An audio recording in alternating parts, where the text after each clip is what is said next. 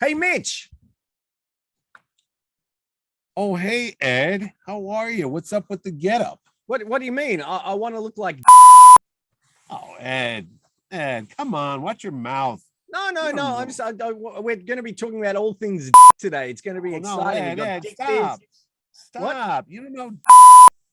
You don't No, know. no, You no. don't say Seriously, that. I've even got some pics. Do you want to have a look? No, Ed. No, I don't. I don't know what's going on in No, have a Australia, look. but It's no. great. See, look. No, I don't want to see it at all. No, have No, a look, no. Mitch.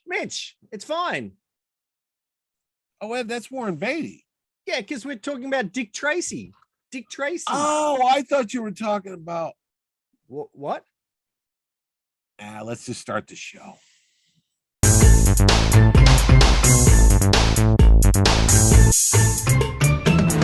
Hi, this is Ed Dollister. And this is Mitch Halleck. And welcome to another exciting episode of Mitch and Ed's Excellent Adventure. If it's your first time here, thanks so much for stopping by. If you are a regular viewer, thanks for coming back. But Mitch, before we start on today's crime topic, could you maybe let the listeners know what they should do if they want to find out a little bit more about our show?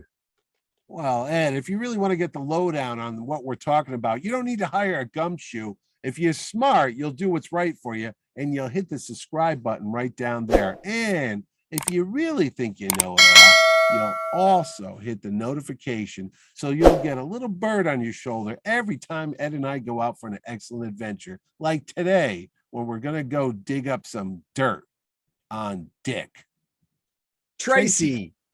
Dick Tracy. That's right. We are talking about Dick Tracy, in particular, the 1990 movie starring and directed by Warren Beatty. And I actually really like this film, but it seems to have been somewhat forgotten, I feel. You don't see it's not on Disney Plus. It's a Disney film or a Touchstone film, but it's not on Disney Plus. They released a Blu-ray version of it, just a bare bones one. Yeah. It's not really. I had to rent it on Apple TV so I could watch it again. I don't know why it's sort of forgotten, but we're going to be talking a little bit about it. Before we start, I suppose, about the actual movie, Dick Tracy has been around since 1931. Oh, you got it. You got in. 1931, created by Chester Gould. That's right. And he was originally called Plainclothes Tracy. I knew that. Yeah, I thought you did. I was going to keep throwing these out. That's okay. And the Detroit newspaper. Yep, that's right. And the editor decided, well, let's call him Dick Tracy. That's a little bit easier. And pretty much since 1931, the strip has been in syndication, certainly up to Chester Gould's death in 1977. Then I think it was Max Allan Collins. Yeah, who actually wrote the novelization as well, which was The Road to Perdition. There you go. He was really entrenched in that sort of noir and Dick Tracy lore. And it's still been going, but obviously he's sort of somewhat forgotten. But not forgotten to, I suppose, movie producers and people who are interested in bringing Dick Tracy to the big screen. There were a number of films and serials in the 30s and 40s. Dick Tracy was huge in that time. Yeah. There was memorabilia, there was merchandising, advertising, he was everywhere. And I suppose after Superman the movie came out, that sort of reignited people's love for big budget superhero movies on the big screen. That's when they thought about bringing Dick Tracy to the silver screen. And they actually had Tom Mankiewicz, who was involved in Superman the movie, was looking to write it. They had all these different directors involved. They offered it to Steven Spielberg at one point. He was involved. Richard Benjamin was going to direct it, who's not exactly, I wouldn't call him an A-list director. Really? My favorite year. That was a good one. Well, okay, that was probably his best one, but I just think of him from Quark. He wasn't really great in Quark. Remember Quark? Well, we've talked about Quark. Yes. I know. Yeah. Luckily, he passed on that. I think. Oh, I was going to say he's still alive. He is. In fact, he passed. He's right here, ladies and gentlemen. Richard Benjamin with the worst toupee in Hollywood. Really? That's not true. That's me. Oh yeah, it's all fake. What? Yes. I'm gonna have to Google that. Anyway, so it basically it fell to Warren Beatty, Bonnie and Clyde. I suppose he's Sleeping with Carrie Fisher. yes, Shampoo, his hair, like that was shampoo that he did. That with was John Peters. that was the first film I ever saw in the cinema. My parents took me to see Shampoo And the rest when is I was history. when I was about 4. I think it came out in like 1974 because they thought it was going to be a fun comedy 75. set in a hairdresser's. Yeah, it was a sex romp. Yeah, I know. Anyway, I turned out okay. It's all fine. Jill Clayburn. Yeah. Yes. So in 1978. Well, he was also known for Bonnie and Clyde. I don't Of want to hurt your course. feelings, but that's a big deal here. Oh Big my deal. gosh, yes. And Heaven Can Wait was fantastic. Yeah, Reds, Heaven Can Wait was there. Ishtar, which isn't as bad as everyone says it is, but no. just costs a lot of money. Anyway, so he came on board to write and direct.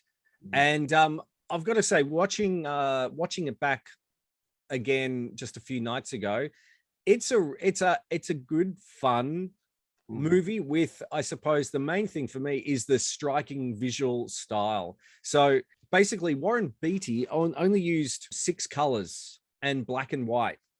So all the colors are really rock solid. They're sort of not colors that you would see in everyday life, but you would see them in a comic book strip. And the characters as well are straight out of the comic books. Tess Trueheart, the kid, you had Mumbles, Big Boy Caprice, Flat Top.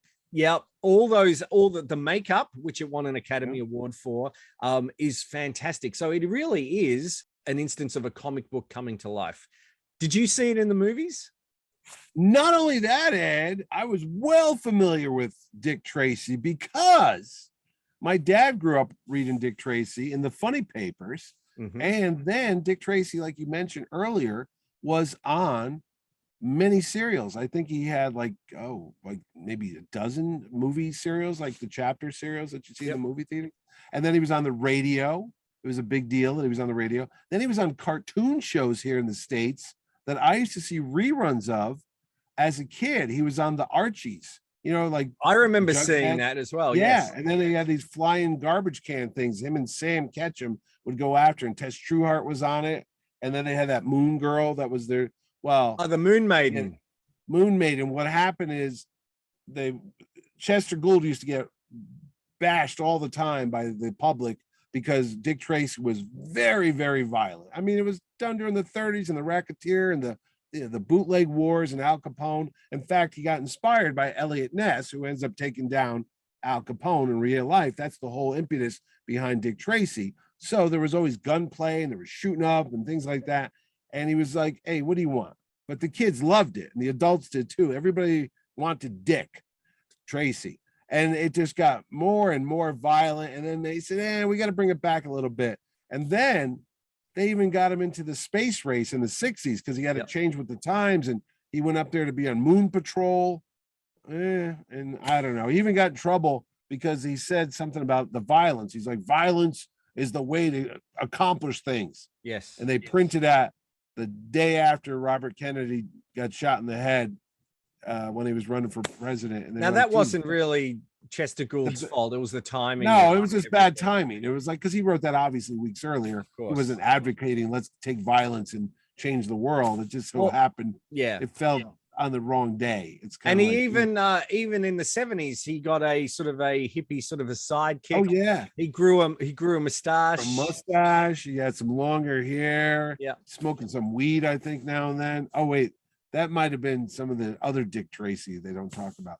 But no, yeah, he did change with the times. He was still a violent guy and all that stuff. But if it wasn't for Dick Tracy, would we have the Apple Watch? I don't know, because he thought of it first with his two-way wrist radio. And then the guy that made the mobile phone said he was inspired by Dick Tracy's wrist radio watch. Yep. Look at that.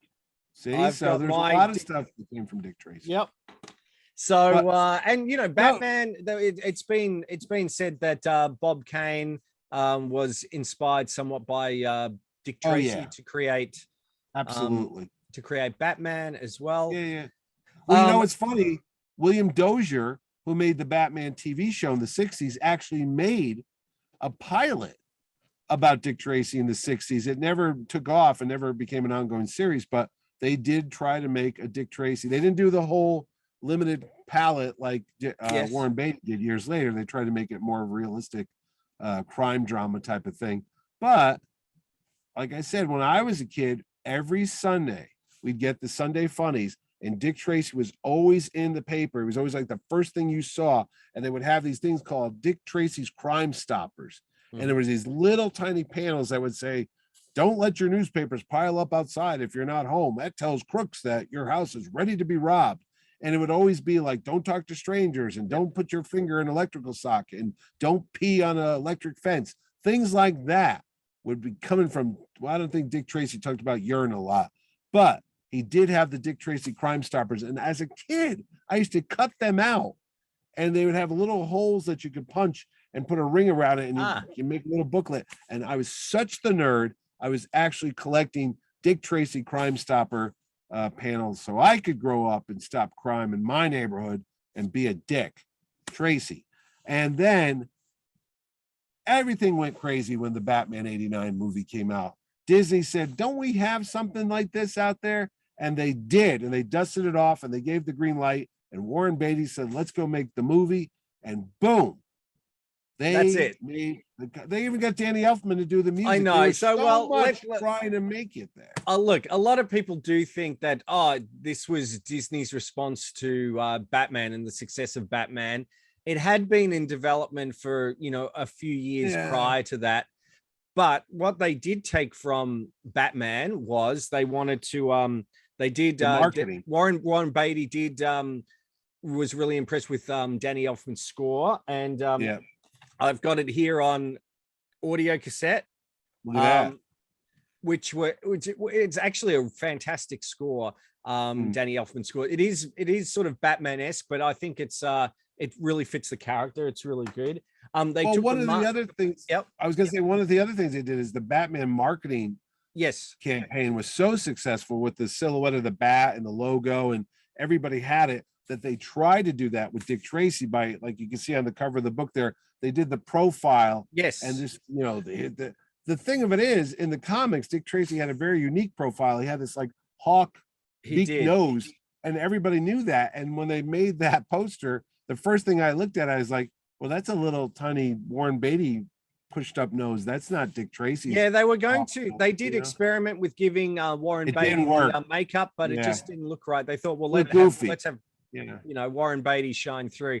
So you can see that. That's actually, I've got a over there is a Dick Tracy cushion. The things that you collect over the years, I didn't think I had a much big of a Dick Tracy collection, but I had a bigger collection than I expected. So so they followed the marketing. They had the character posters using the comic book art, which was great. I had a few of those posters at next to my Highlander 2 poster, probably. Well, no, I was gonna say they had Prince do the soundtrack for the Batman movie. He did some original songs for that, but they had to get the biggest pop star they could at the time. That was Madonna. Yes. So not only was she in the movie, but she contributed some songs to it. So they were really trying to mirror the success with. They had Stephen Sondheim, famous composer, write a number of songs. She had her own soundtrack called I'm Breathless. Then there was the Danny Elfman soundtrack as well. She was really good playing Breathless Mahoney. There was Glenn Headley playing Tess Trueheart. You had Glenn Headley, who sadly no longer with us, but guess where she's from? I know, Connecticut. I did look it up. I know she's from Connecticut. She passed away a couple of years ago at 62, very young. Yeah. But real quick, I remember the night that movie premiered. It was just as big a deal as Batman. And in fact, weeks earlier, to go to the movie, you would have to buy a Dick Tracy movie premiere t-shirt. And I have one. I just couldn't find it in time for the show. Basically, it's that shot of the poster in a silhouette with him holding a Tommy gun. And it's the top of it said Dick Tracy, but the bottom of it had a ticket stub graphic, and there was a number on it. And each theater had like about 200 seats or 300, and every shirt was numbered. And you had to wear the shirt or bring it with you to the night of the premiere. And that's how they knew that you had a ticket for the show. So it was a collector's item wearable collector's item, but that was a unique way to do something for a premiere. So that was and one of the first Dick Tracy merchandise I saw. Plus the PVC figures. I remember they came out with action figures that were not the best because I don't Playmates know. Playmates brought out the action figures. They were real bulky looking, and there was a big to do about Sam the Tramp or something like that. Or yes, with the blank.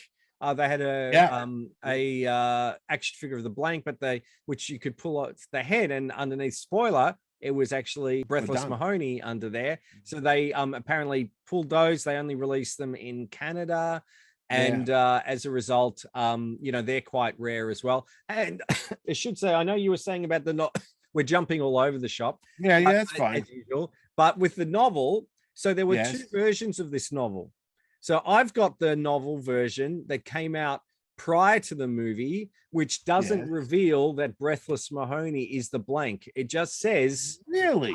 Yep. It just says I have that same book, and Tracy stayed with a troubled, misguided soul who had been the blank. Criminal or not, the blank had spared Tracy's life more than once, waiting for the ambulance, but death came first. So you never knew it was Breathless Mahoney until you saw the movie. Yeah. So that's how they combated that. No, but I was going to say one of the other things about Dick Tracy is it comes out in 1990, a year after the Batman movie. Yes. But it was weird reception because I saw it. I really liked the design, the art, the whole set design, the color scheme. I thought that was really well done. The music was well done. It also had the first time reunion of Al Pacino and Sonny Corleone. The late James Caan, who just passed away last week as we record this. So that was kind of cool to see them all together. I do believe they asked Robert Duvall to be in it, but he declined. And I know they asked Gene Hackman to play a part, but he didn't. Gene Hackman didn't want to work with Warren Beatty, I believe. So. Oh, is that what it was? Yes. Oh, because I remember hearing something about Gene Hackman was, they were trying to get him to do the movie. But they had an amazing cast. And you're having a look. It's great to have a look through the credits. So you're going, hang on, that's Kathy Bates. This is Kathy Bates is in it. Charlie Orsmo. The year after that would be in Hook with Steve. He was Spielberg. I was gonna say he was the kid actor at the time. He was Dustin Hoffman as Mumbles. Dustin Hoffman's in it. Yeah. Yep. The fellow that ends up playing Al Capone on the Untouchables TV show, I've met him several times. Who was flat top? He was flat top. He was flat top. William Forsythe. Yes. Is the actor's name. Yeah. And I was going to say, I remember picking up the little PVC action figure. Not action. They're just like little hard figures. From Applause. And I bought flat top. Yeah. And I remember the woman asking me, she's like, why are you buying the villains? I go, what's it to you, dame? And just ring me on up and stop it. So whatever. Yeah, I had some of the Applause figures. I had an Applause sort of like a rag doll version of Dick Tracy, which I had sold on. The pillows. They had. I remember they had the action figures. They were all that bright yellow packaging, and there was a car. I believe. I think they came out with like a Dick Tracy automobile. You know what we really got to do sooner or later is we got to complete our 30s style movies that came out, because you got to think it starts with Dick Tracy. Yeah. And then it goes to The Rocketeer, which is another Disney related product. Done. You can look at it here. Yep. We already did that one. Then the following year, you've got The Shadow with Alec Baldwin. I think that's 92. And then is it 94? We've got The Phantom. So you almost have these classic 30s Depression era heroes, but they didn't really spark a huge praise. Not like Indiana Jones. They were sort of trying to get, I think they were hoping that Dick Tracy would be sort of an Indiana Jones style blockbuster. We've got the good old lapel pin. We've got the, they had badges. Trading cards. I remember getting trading cards, of course. They did do a board game. They also did a lunchbox and a thermos, but they were plastic. Was there a video game though? There were lots of video games, actually. They came out with one for the Sega Mega Drive, the Game Boy, the NES. They came out, unfortunately, after, I think, even after the VHS release of it. And so it didn't do. Oh, they were that late? They were that behind on everything? Yeah, it didn't really do. This is a great book that I picked up, the making of the movie. This is, remember in the good old days, when you used to get before DVD extras and making yeah. ofs and YouTube. Yeah, you had to but, read and see some production studios. Yeah, but this one is actually really quite good. The other thing with the movie Dick Tracy, you had Michael Lloyd and Harrison Ellenshaw who did the visual effects. Oh, most people paintings watching this who know Harrison Ellenshaw would know him from matte paintings, and the visual effects in this, they look like visual effects. They look beautiful. It's supposed to look like a comic book. It's supposed to have absolutely. And they use lots of model. This is sort of the last film really to use traditional visual effects. There wasn't any digital recreation. It was all optical printing and everything. You know, it's weird. I remember going to Disney World in 1992 or Universal. No, it was 92. I was out in Los Angeles. Yep. And they had the sets that they were using in the backlot tour. I believe it was in Universal, or maybe it was Disney. It was probably Disney now I think about it, since it was a Disney production. But they had the street sets from Dick Tracy, and they had them in primary colors. Like you'd walk down the street and there'd be like a red building, a yellow building, a bluish building. And they had a lot of the cars and the cabs that they still used. And I remember going through, there used to be like the Great Movie Tour backlot ride, and it would take you on like a tram, and they'd show you like the special effects. And I remember they had the prosthetics that the guy wore for Flat Top and a lot of the Dick Tracy outfit, you know, the brow and all the mumbles face and all that sort of stuff. Yeah, they were just all laid out on the table with like, you know, as if that was just being done. But there was a lot of practical effects and makeup effects, like you said, for Dick Tracy. They did go out of their way. Oh yeah, look, again, it was nominated for a number of Oscars. Art direction, it didn't win. Al Pacino was nominated Best Supporting Actor. He didn't win, but it won for a Best Song, Best Makeup, and Best it did win for Best Art Direction as well. Oh, it did. So, okay. Yeah, which I think it was, you know, well deserved. I mean, he had such a, you know, a talented cast behind a lot of that makeup. So many familiar faces. Bug Bailey, that you're going, hang on, I know him from here. And there's Richard Fleischer, you know, Who Framed Roger Rabbit was in it. We were just talking about him. Which is interesting because they opened the film with Roger Rabbit. Runaway Rabbit. Yeah, it was a roller coaster rabbit. Yeah. So they had that at the start.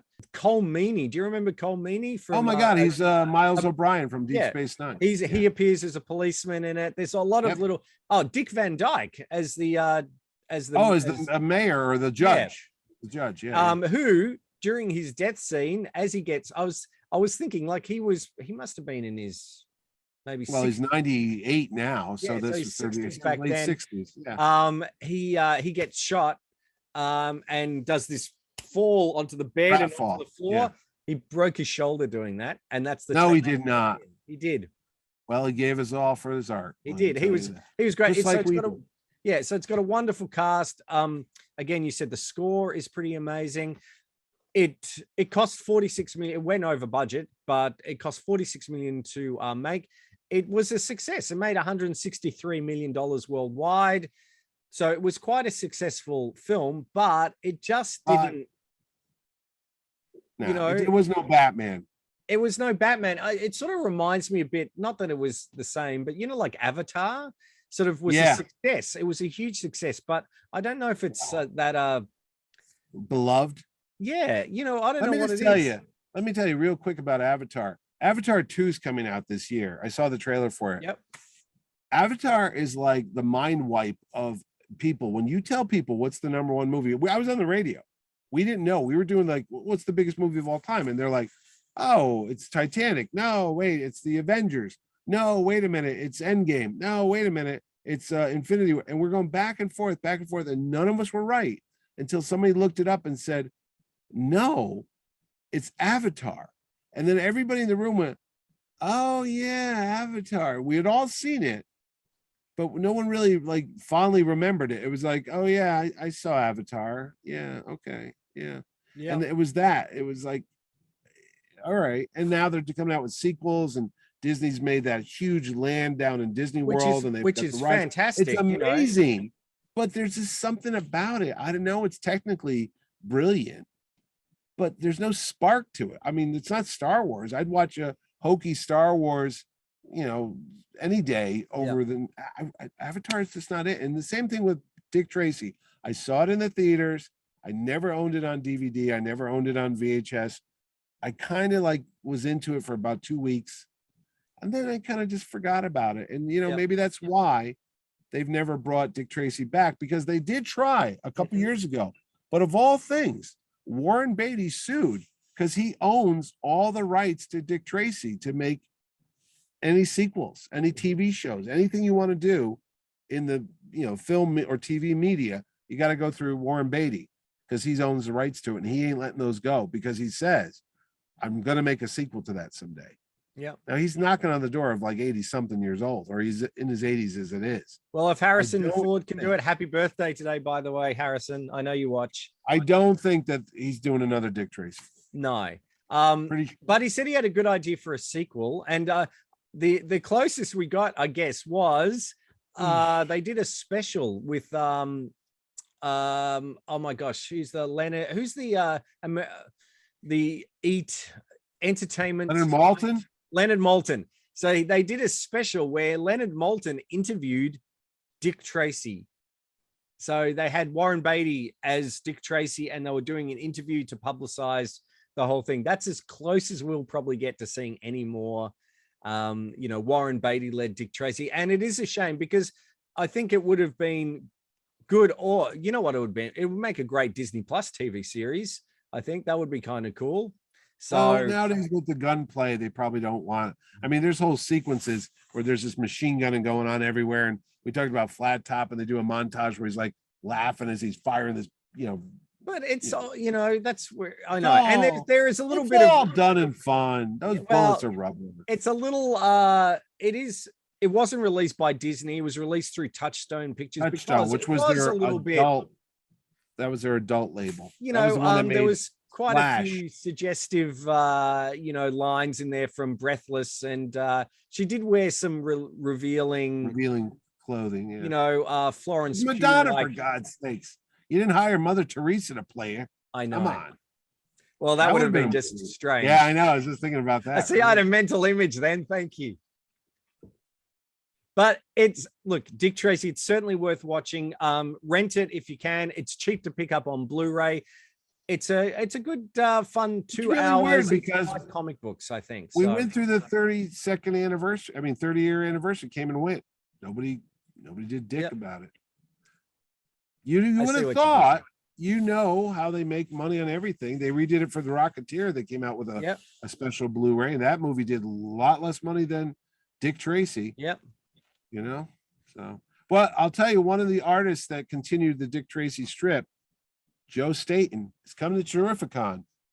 He still does. They still have Dick Tracy out there. The strip is still out there, and they still do it. But and you can certainly buy. They did.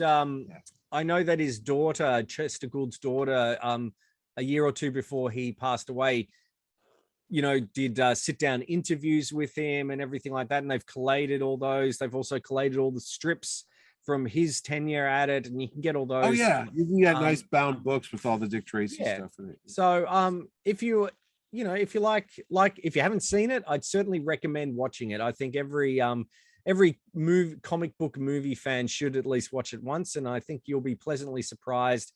It's of its time. It's a bit slower paced, but visually it's pretty dynamic. Music is great. The characters are all pretty true to their comic book counterparts, and it's a bit of fun. So you could do a lot worse, I think. You know what? You could also do a lot worse. Not subscribe to our show. Exactly. How can you do that, Mitch? Oh, and it's as easy as loading a gun and going on a murdering spree up and down the streets. And it's as easy as talking to Tess Trueheart, trying to find out what's going on in the streets. All you got to do is hit the subscribe button on the bottom, and then if you really want to know, hit the notification button over there. If you really like it, hit the like button, and we'll really appreciate that. And that's all you got to do. That was my speedy voice. I could do mumbles too doing it. Oh, God, can you do that? That was the best part of the movie, by the way. Yep. When they're going to make him talk and they slow down the tape recording wire, and also he's like, "Big boy did it. Big boy did it. Big boy." Yeah. Did you think that the water urn, where they had the recorder, that that where the water came out was a bit in a funny position? I always thought that was. It was.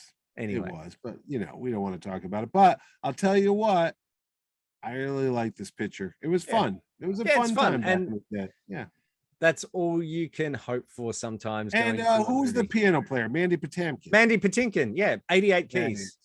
88 keys. With the worst comb over in movie history, I think.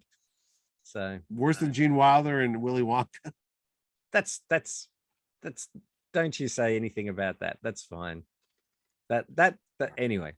As we both wear hats because our toupees are in the wash at the moment. So yeah. Yeah, I think we're closing the case on this, Dick. I think we are indeed. So that's it for another exciting episode of Mitch and Ed's excellent. Oh my gosh, I couldn't. I was turning into mumbles. Excellent adventure. Thanks for watching. This is Ed Dollister. And this is Mitch Halleck. And we'll see you next time. Take care.